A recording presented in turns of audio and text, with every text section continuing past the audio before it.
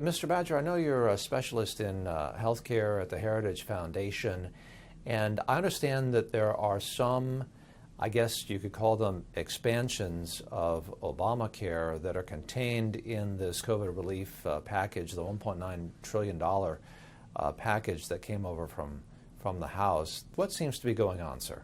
You're right. The headline is that it's a COVID stimulus package, but much of the $1.9 trillion in new debt the government will take on will have very little to do with COVID. One of those expansions has to do with, as you say, a temporary expansion in the Obamacare premium subsidies. The biggest effect of that will be to channel a lot more money directly from the United States Treasury into the insurance companies that participate in the healthcare insurance exchanges.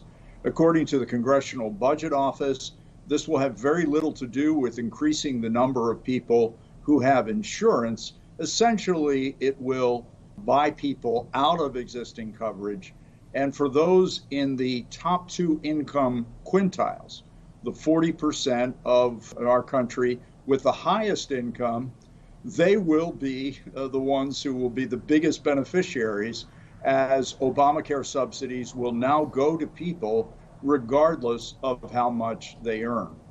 Is this enhanced coverage under Obamacare, is this enhanced, I guess, subsidization, is this permanent, or does it have a little sunset provision? How long does that last? Do we know?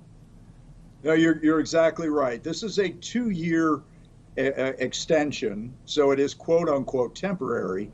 They do that for 3 reasons. One, to suggest that it's somehow related to COVID because it's temporary. 2, because it's already increasing Obamacare spending by about 1/3.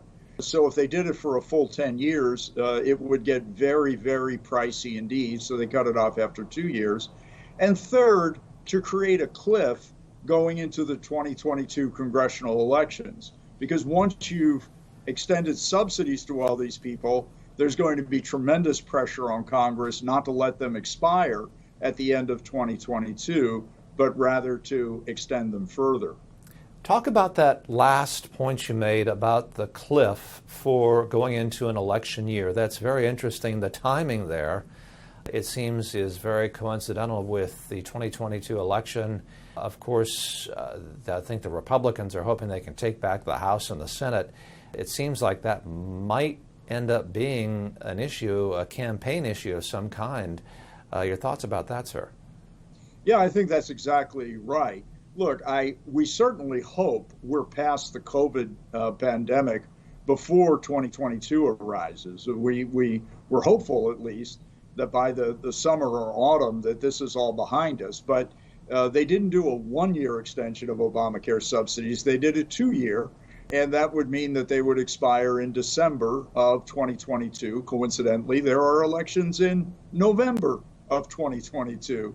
So yeah, I expect there will be a campaign issue over this as to whether to let these increased subsidies lapse going into the election or whether to extend them further. So it's a very clever political move on the part of congressional Democrats, and it's one that I think you'll be hearing about in the future. Thanks for watching the Heritage Foundation's YouTube channel. With more than 500,000 members, we are the nation's largest conservative research and education institution. We believe the principles and ideas of the American founding are worth conserving and renewing. Please help us further our mission by subscribing to this channel and sharing our videos with your family and friends.